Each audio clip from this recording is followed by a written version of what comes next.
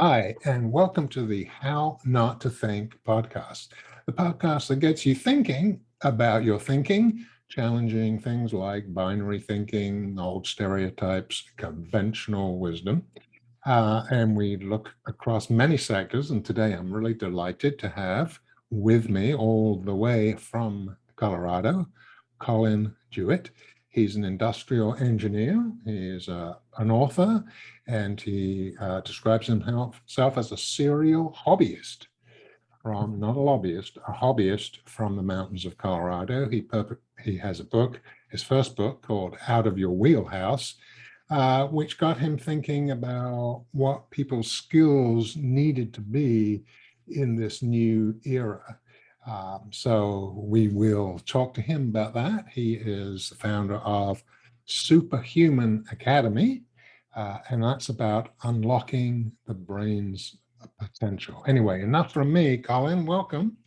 Welcome to the show. Hey, Howard, thank you so much for having me. Quick caveat before we jump in. So Okay. I'm not the founder of Superhuman Academy. I'm the director of coaching there. Just want to give Jonathan Oh, his credit. He's my partner, but okay. Well, thank you for that correction. See, even the host of How Not to Think sometimes gets it wrong. So thank you for that. Tell us a little bit about your journey and how you get to be where you are today. yeah. So what I do now is largely working with individuals and groups and helping them to rediscover the joy of learning and understand how their unique brains work from a very practical standpoint. Not a neuroscientist per se, though I do work with several, and but it's really looking about how to optimize the way that you use your brain for your life and what you need to learn. And so my journey is kind of a winding one, I think, as most people's are. And it really, the path that I'm on now really started when I was in engineering school. And I just remember very distinctly there was one week in which I failed 3 exams back to back to back. And I was very distressed. Mm. I was studying constantly. I had no social life and it just wasn't working. And this was coming from, I had the highest SAT score in my high school class. Like I'd always done well in school and I never had to try very hard. And so it was a real shock to me when I got to Mhm. college and I found myself no longer able to keep up. That was a really difficult place for me to be in. And so I came to this realization that I didn't really know how to use my brain at all.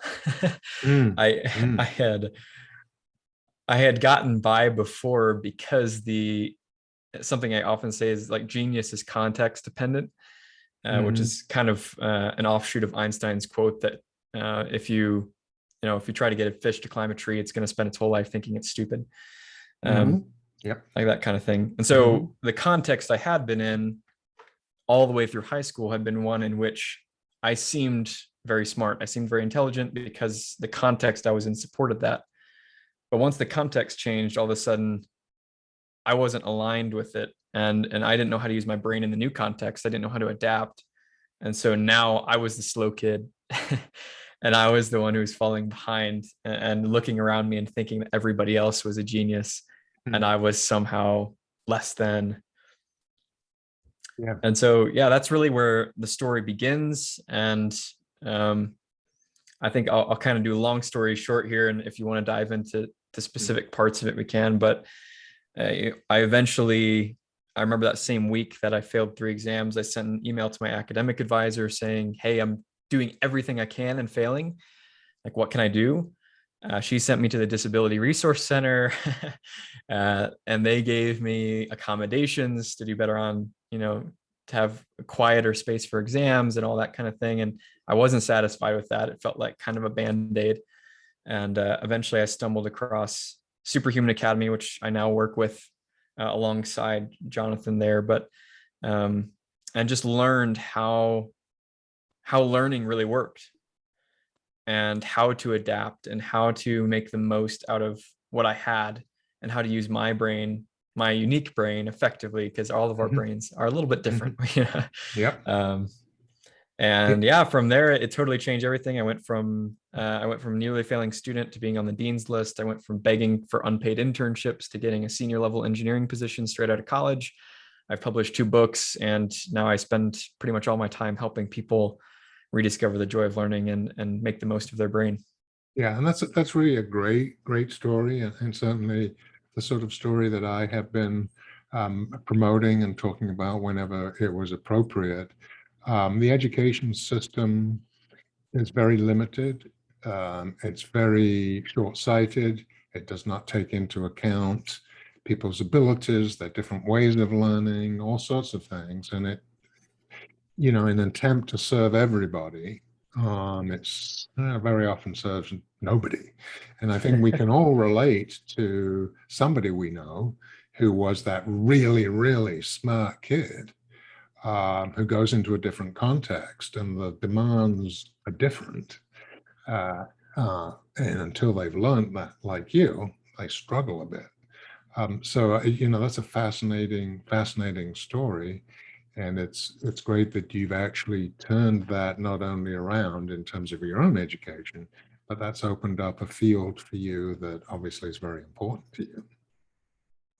Yeah, absolutely. I totally agree with everything you said about education. And honestly, that's my life passion. That's what I really care about is changing the education system and helping individuals as well just realize they're not stupid, they're not incompetent, they're not incapable.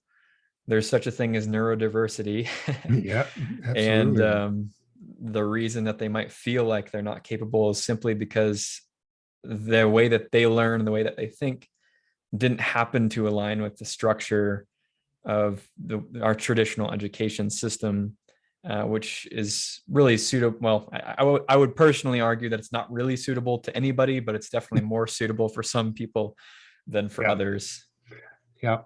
And, so somebody who, grew up with the same thing, perhaps a little more uh, fine-tuned, clearly the system was great for people who had good verbal skills and good verbal memory.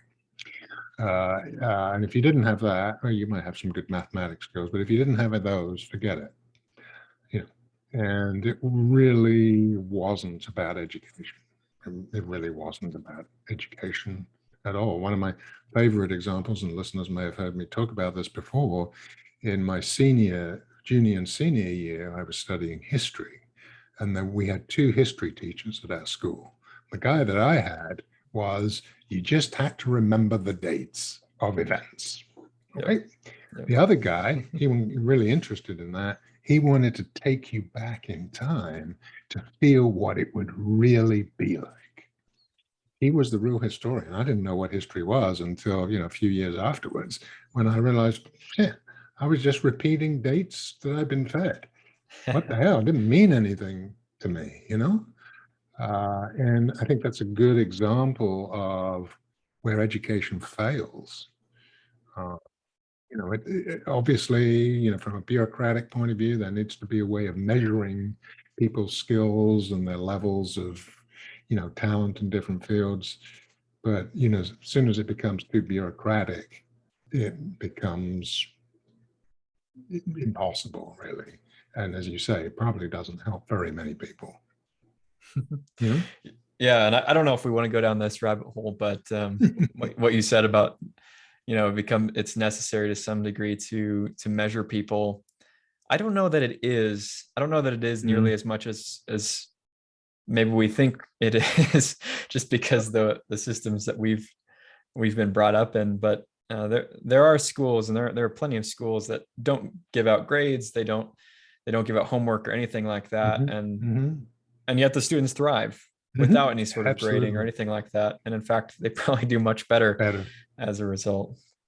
Yeah, no question. Yeah, I know a guy, he's a veterinarian, but he went to one of those schools, did great, but they didn't give out any grades or any stuff like that.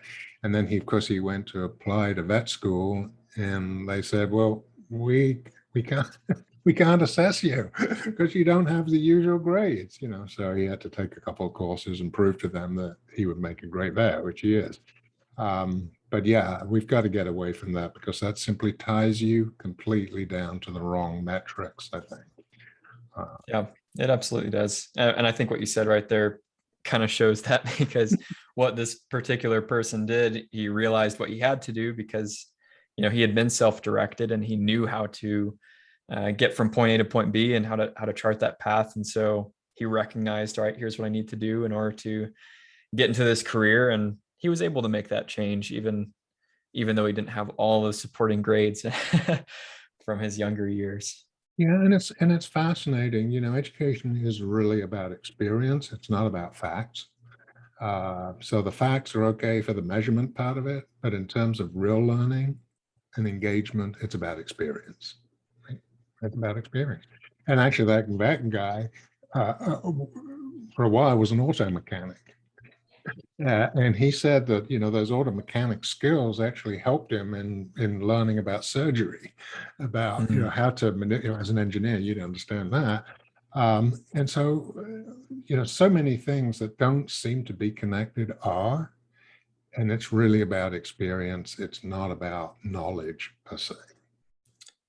Yeah, and I think that's a really valuable point, not only about how our education system is flawed, but I think there's something really practical in what you just said, which is that everything is connected.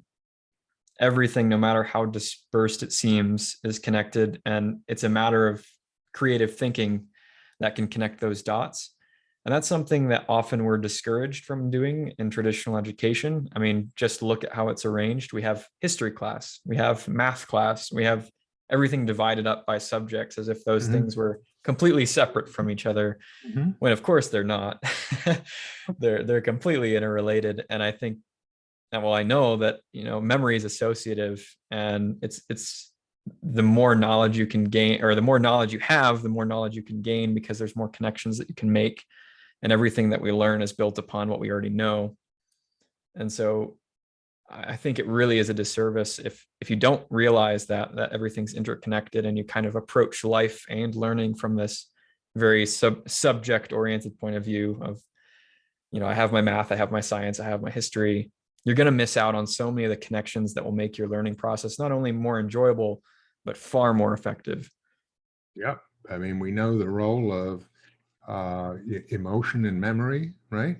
Things that you're engaged with, you're experiencing, you're engaged with, you're going to be much more memorable than if it's just a boring fact that's given to you to remember.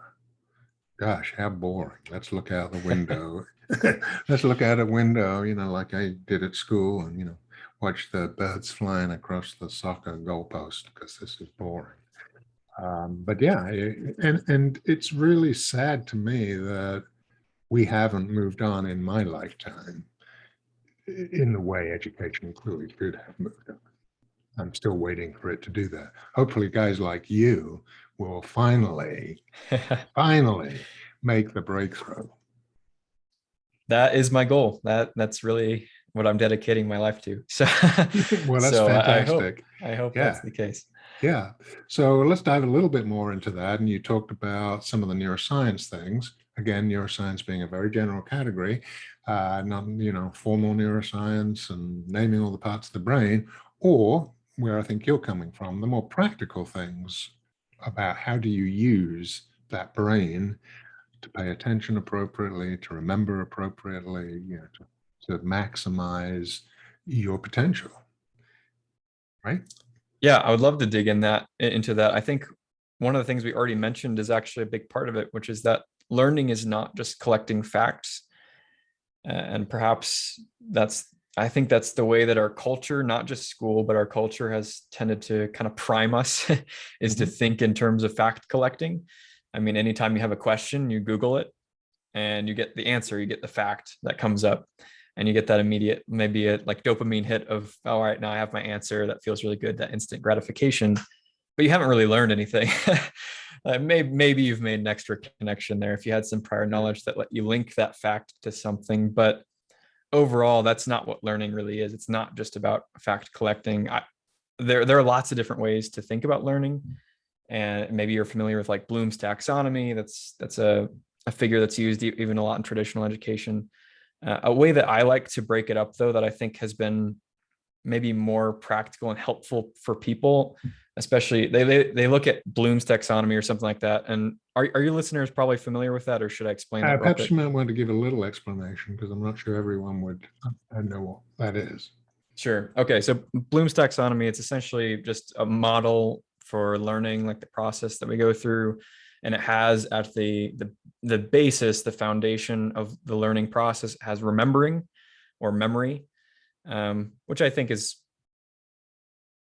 I, I think is correct from a certain point of view, and I can get into that more. But and then essentially it moves all the way up the ladder from just being able to remember facts and being able to recall them to being able to use them to analyze, to be able to actually create something new is kind of what it puts at the very top. It's the end of the learning process, is being able to create something novel, combining ideas in a new way that hasn't been done before, or at least in your awareness. So that's the way it's structured. And I think that's valuable because I do think it places things in the right order in terms of you need to have knowledge before you can execute on that knowledge. Like obviously you need to have memories in order to act on them. That makes sense.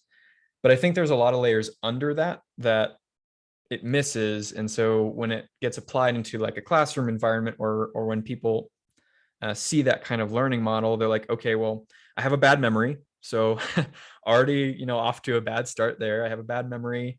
I'm not creative. And so applying things and analyzing things and critical thinking's not easy for me. And so they think all the way up that ladder and they're like, well, I'm not good at any of these. And so I'm not going to be effective at learning. I like to break things up in a different way that I think, at least from my personal experience coaching people and teaching, I found to be much more effective, because it really starts off on understanding where learning comes from and why we learn in the first place, rather than just jumping straight into the process in your mind and what's going on. So where I like to break it up, in terms of first starting with curiosity, which is not something that's listed on Bloom's taxonomy, but is absolutely critical for learning. You wouldn't learn anything if you weren't curious. There would be no reason to. And a really good way to think about curiosity, because a lot of people just think, well, I'm either naturally curious and I think the world's interesting, or I don't, and it's mundane, it's boring. And if I see the world as mundane and boring, then I guess I'm just not going to learn very effectively. But the truth is, curiosity is something that you can train, and it's something that you naturally have. And children, you can see most children are going to learn their native language in the first few years of life. It's like, how do they do that? That's crazy. That's a really fascinating thing to do and be able to do. And it's because they ask questions like crazy, and they're constantly observing, and they're taking in information about the world around them. And that's not something that has to stop. I mean, you can continue doing that as an adult. I've seen studies kind of going either direction, saying that neuroplasticity decreases over time, but there's a lot you can do about it. So from a practical standpoint, I haven't seen decreases in neuroplasticity just from age to be a major handicap when it comes to learning. Kind of getting off on a tangent here. Let me get back. I don't want to get off on the neuroplasticity side of things. We could run around for hours on that, but starting with curiosity, and that's something that you can generate. And I think one of the first things that you can do to generate that is simply take away that instant gratification piece of fact finding. When you have a question, instead of immediately gratifying it by looking it up on Google, and the best questions you can't look up on Google, by the way, they're the unanswerable ones, or the personal ones.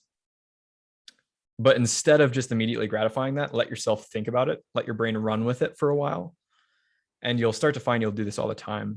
You can simply just go on a walk outside your house and just start looking at things a little closer than you have before. And you'll start having questions like crazy. It doesn't take long at all. The second you get off your phone and start looking at things around you and realizing, holy cow, the world is incredibly beautiful and complex and complicated, you're going to start having questions. Yeah, absolutely. Yeah. And of course you go to the children's creativity and curiosity, which really marks them at that stage of life. And one could be a little cynical and say, once they enter the education system, that sort of disappears. I don't know whether that's a function of the system or age or both, or what that interaction is. But definitely you see with children a thinking and a curiosity that isn't there with a lot of older children or adults. And it's interesting because I think it gets misinterpreted. If you say to a 4-year-old, well, you can have the cookie or you can have the ice cream, and they say, well, why can't I have both? They're not being greedy. They are just not have not been acculturated into binary thinking. And so for them, I don't understand why I can't have both. And that's a perfectly legitimate and sensible perception, you know. And binary thinking, shortcut, and I understand its value, but then it gets overvalued and overused, and then you train yourself in that way, and there goes critical thinking. Yeah, and along the same lines, I think once we're trained to ask questions that have answers, it's not very gratifying to ask a question and have somebody just tell you, I don't know. And it's also not gratifying to have a question and look it up and not really find anything. Mm-hmm. And so I think we get into the habit of only asking questions that we suspect will have easy answers, rather than asking questions that might be pretty nebulous and not have something that's going to, get you that quick instant gratification from getting an answer right away. But children, I think that's something that we learn over time. That's not something that children do automatically. They ask questions that don't have answers all the time, and it drives us adults up a wall. Why is the sky blue? Well, there's some answers to that, but you could keep going forever until you find a spot where you don't understand it anymore. Because the world is so complex. But I think there's such value in asking questions that don't have obvious answers, because I like to tell people, I think this is a useful way to understand it, is that curiosity is the art of asking questions, and creativity is the art of generating answers. I think that's kind of a limited definition, but I think it's effective for seeing how they're connected. Like, your brain has no reason whatsoever to be creative or generate answers if it's not curious, if it doesn't have any questions. What's the point of generating answers if there are no questions? There isn't one. So people tell me they're not creative. Like, I'm just not a creative person. I was always bad at art, whatever. It's like, well, do you have questions? Are you curious? Well, no. Well, then why would you be creative? There's no reason to be. But as soon as you spark that curiosity and start asking questions again, especially the ones without answers or obvious answers, the creativity starts to just overflow. And I have some specific coaching examples if they'd be interesting, or we can move on from there. I was about to get into that, your coaching and how this applies. So yes, I'd love to hear this. Yeah. So one of the exercises that I learned early on for unlocking creativity was called the alternative uses exercise. I didn't come up with this. You can look it up. But essentially what it is you just take any object and you try to think of as many different uses for the object as you can. There have been lots of studies that have involved this exercise as well that are really fascinating. For example, one was they first took subjects and gave them something really boring to do, like read a phone book. And then they took other subjects and they didn't give them something boring to do. In other words, they weren't primed to be bored. And they gave both of them these tasks. And the people who had been primed doing something very boring were actually far more creative in coming up with different uses for the object than those that were not primed in this way. And I think the reason here is because when you're bored, that's when curiosity often starts. Your brain starts to wander and think about questions in the world around you and start to wonder, and you're starting to look for ways to entertain yourself, novel ways to entertain yourself, because nothing's given to you. And so you're naturally getting into that creative mindset. Whereas if you're in that instant gratification mode, there's really no reason to be creative at all. So creativity and creative thinking has a purpose. And if you don't have that purpose, then you're not going to be creative. So one of the ways that I've worked on this with clients is I would have them do this exercise, just kind of to set a baseline. And usually you would have most people, if you give them 5 minutes to come up with as many uses for just a random object as they can in 5 minutes, most people are going to stop somewhere between 12 and 20 in 5 minutes. And some will get less than that, and some will get more than that. But that's where the majority of people fall. However, if prompted with questions the whole time. So if I did the questioning as they're coming up with uses, whenever they'd get stuck, I would ask them a question. Well, what if you were in this scenario? Then how could you use it? And I would just give them different questions. Then all of a sudden they could just keep going. They could keep going forever. They could come up with 50 in 5 minutes if I was giving them the questions. And so what I recognized throughout that process is, okay, well, if I can give you questions and all of a sudden you can way outperform yourself on this creativity exercise, then what if you could just give yourself those questions? All of a sudden that you could you could just self-administer this curiosity and these questions, and you could have a major improvement in a very short amount of time in creativity. So that was the first kind of realization, and I thought that was really fascinating. The next step, and this is where it really takes it to a whole new level if you want to be a creative thinker, is first assuming anything is possible and then merely letting your brain connect the dots. So what that would look like, instead of asking a question and saying, okay, well, let's say our random object is a cup, and I could say, well, now imagine that you're in a plane that's falling out of the sky. Now, how would you use the cup? Okay, well, that's going to give you some more creative uses for the object. But if instead I said, all right, imagine that this cup can be anything. It can be a rocket ship. It can be an oyster. It's possible for this to be anything. All you have to do is watch it transform and then tell me what that transformation looks like. All of a sudden you have an infinite number of things that this object can be used for. There is no limit. And all you have to do is see it happen. And creativity becomes this passive, almost this passive process and effortless. It's completely effortless at this point. You're just watching a movie that your brain is playing for you. And that's really the next level. But if you never get introduced to that style of thinking, you'll spend your whole life thinking you're not a creative person. Absolutely. Yeah, absolutely. And and then you really get stuck there. And the more you think about it, and the less creative you become, right? It's about it's about bottom up perception, not top down. And if you get stuck with top down, you'll have two uses for this object, and that's it. So it's about getting out of that. And it is important to recognize that we can all do that. And clearly that is something that you teach people to do effectively. What are some of the other skills? We've talked about creativity. What about some of the other skills that you can enhance?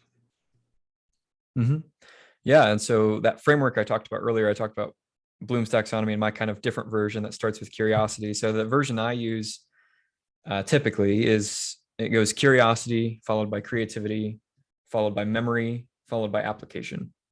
So you can almost see it as like the last two and encapsulate all of Bloom's taxonomy. And I've added the first two, and creativity being actually the second one, coming before memory, which is backwards from how a lot of people would think about it. The reason I do that is because if you think of memory as associative, which it is, it's connecting new things to old things. And if you don't have any old things to connect them to, then you can't really get anywhere. But that's where creativity comes into play. And that's why it's so important to memory.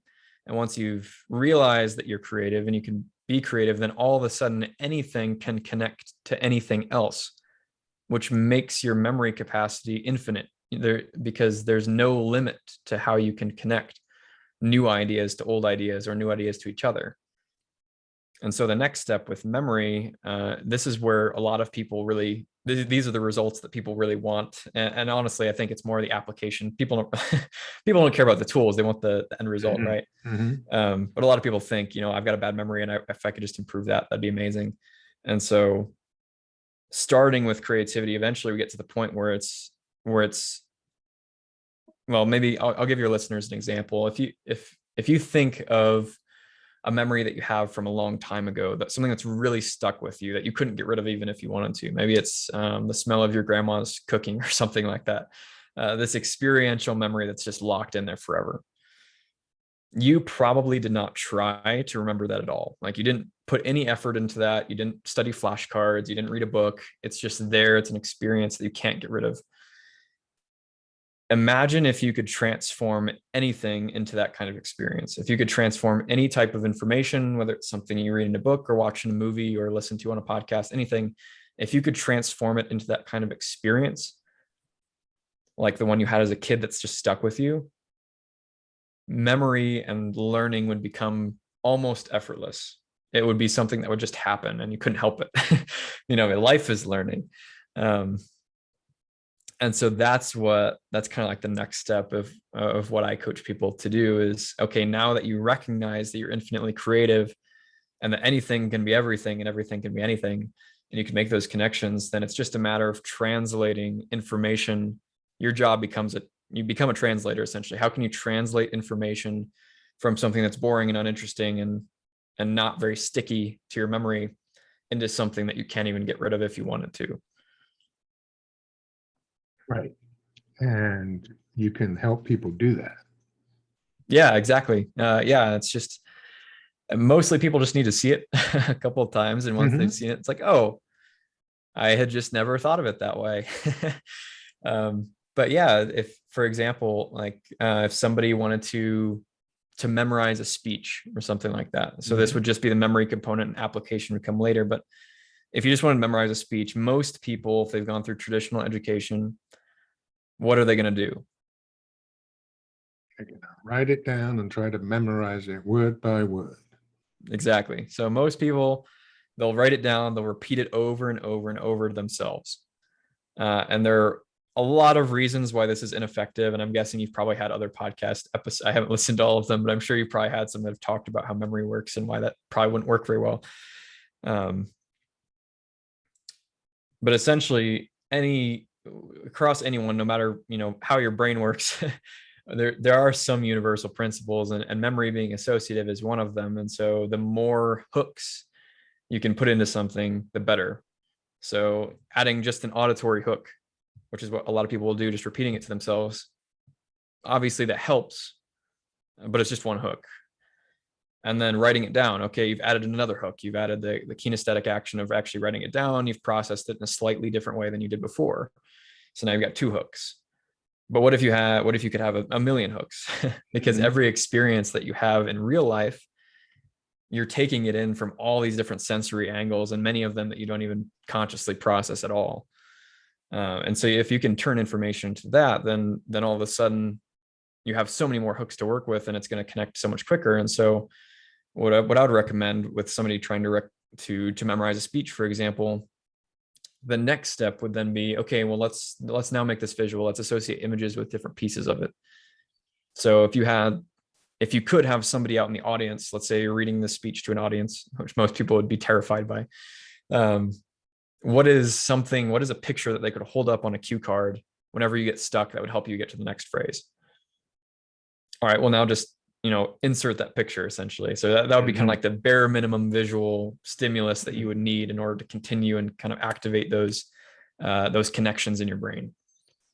Okay, so that would be an example of what we would call a visual marker, just a visual way to represent the information. So if we're like memorizing the Gettysburg Address 7 years ago, our fathers, so maybe the father, you can imagine your dad in that case, your father, and that could be your visual memory hook for that specific phrase.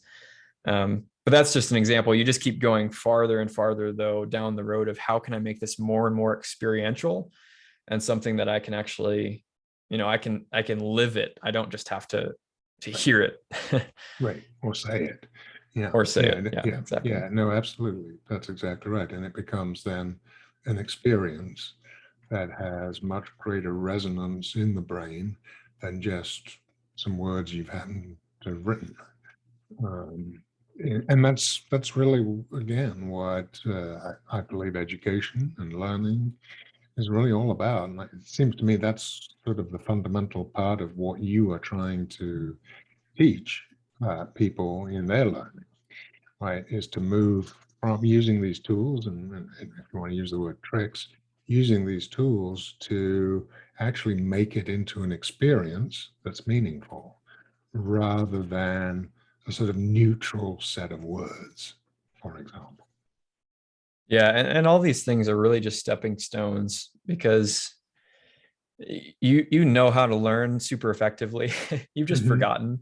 I mean, I feel like half the time what I'm doing isn't really teaching people something new. It's just teaching them something old or uncovering something that they've forgotten a long time ago. And it's how you learned when you were a child. You didn't learn by repeating things over. Well, when you were really young, I'm talking like when you first learned your native language, it wasn't just by repetition. You did a lot of that. Mhm. But it wasn't with what probably wasn't with the flashcards. You did a lot of things naturally. You were like babies are scientists. They're like the best scientists ever. You wonder why your child keeps pushing their spoon off the table. They're testing gravity. They're figuring out the physics of the world around them in like the most scientific way possible, which is just fascinating. And so we have that ability built in on taking a very scientific, systematic approach, an experiential approach to learning, and most of us have just forgotten it Yeah. from Yeah. schooling. We've just been taught not to do it, Yep. and that's a real shame. Yeah, absolutely. And then that makes me wonder about online learning and virtual learning. How easy is it to incorporate that into an online or a virtual situation? Yeah, and that's where people really have to take control of their learning. There has to be real life purpose for what you're doing, and I think that's another thing I struggle with. That there's if I'm working with professionals or people who seek me out just because they're personally interested, maybe retirees who just have time and they can pursue Mhm. their passions. Um, it can be a lot easier because like, okay, I'm applying this to something I really care about that's important to me. And so it doesn't matter that you and I are talking online. I have something I can go do right after this call or during. Um, but when I'm working with students, a lot of times that's the most difficult group to work with because they're saying, I have to learn this because somebody else told me to. I have to learn it this way because this is the way that I'm tested on it. And I don't care at all. I'm taking this class because I was told I had to. Yeah, absolutely. And that makes it really challenging because they have to come up with their own applications that are meaningful to them or else yeah, I mean we can use memory tricks and we can help you to learn it and get it into your head faster, but it's not going to be the same. It's not going to be the most effective. um, it's not going to change your life, that's for sure. Mhm. And you're probably not going to learn the meta skills, learning how to learn nearly as effectively because you have to learn how to learn the stuff you don't care about, which is never going to be as effective as learning things you do care about that matter to you. Yeah, but this whole point, your point of it's something that's got to be meaningful to you. It's got to have meaning. And one of the things that I find is that for so many of us, and I don't know whether that's the complex world in which we live or other factors, it's so easy to get disconnected from the meaning of the things that we're doing, and just see today is a check off the to-do list, all the things I got to do and check them off, rather than seeing that I am helping people or, I'm changing education.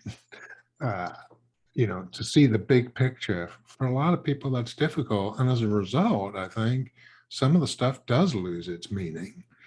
And then we're into kind of a nasty downward slide when that happens because it's lost its meaning, you don't care, blah, blah, blah. And so I think it is very important that people see the meaning in what they're doing. And if they don't, that's a slippery slope.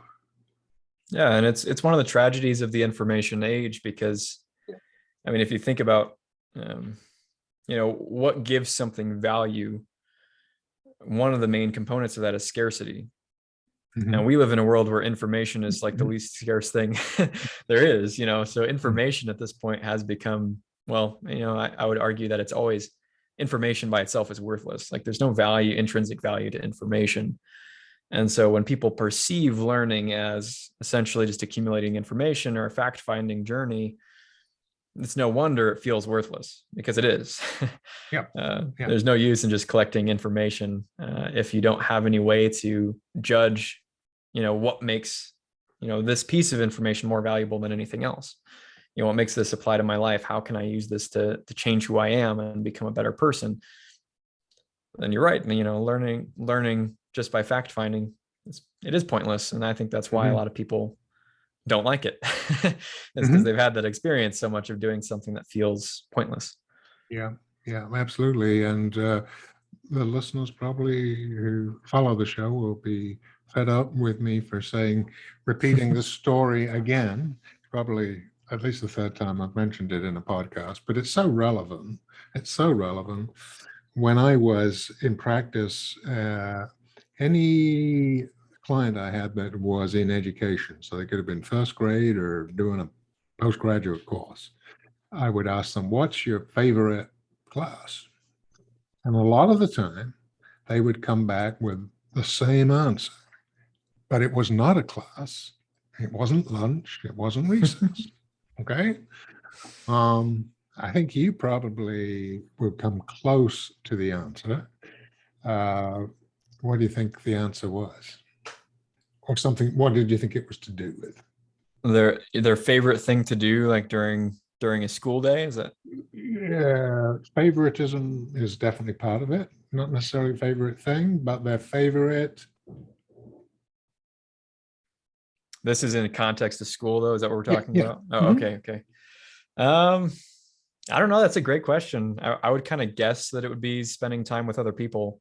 There you go. Well, you've got the two elements. Don't feel bad about not getting that. You've come very close.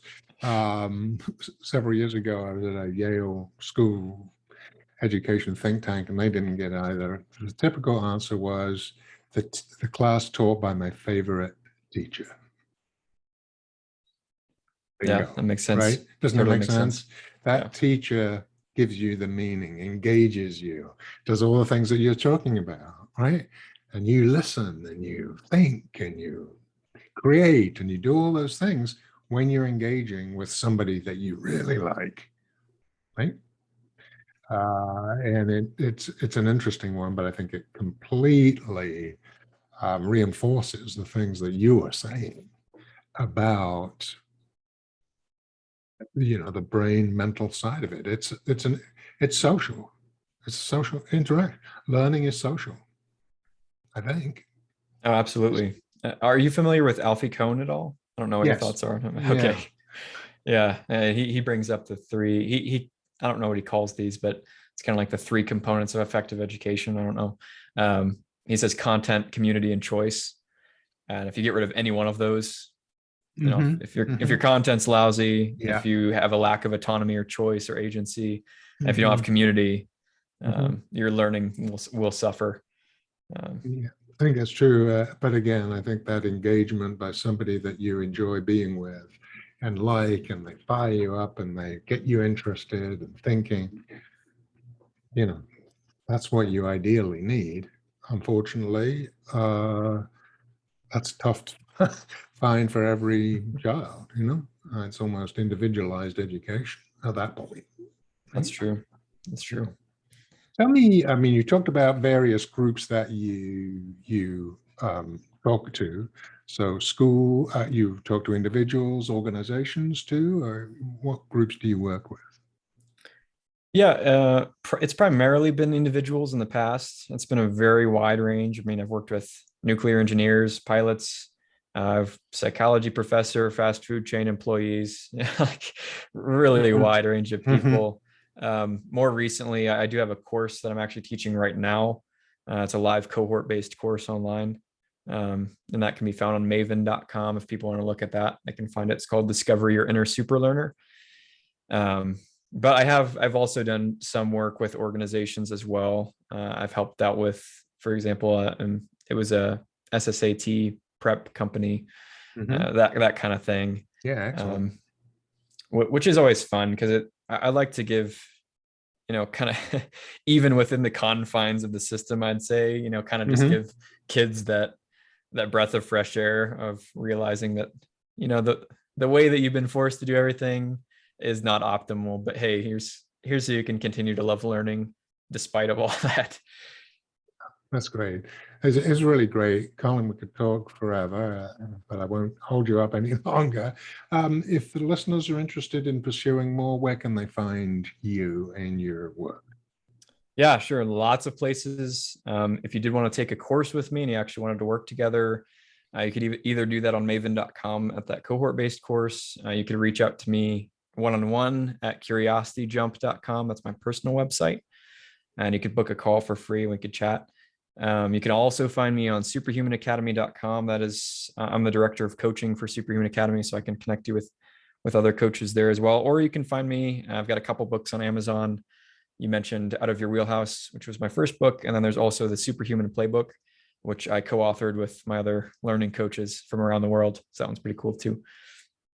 Excellent, excellent. Well, thank you so much for being on the show. It's great. Thank you for doing what you're doing. I think it's really meaningful, and I hope that you are able to make significant change in how people learn and see it. So thank you again, Collin. It's been great. Thank you for having me. It's been a pleasure.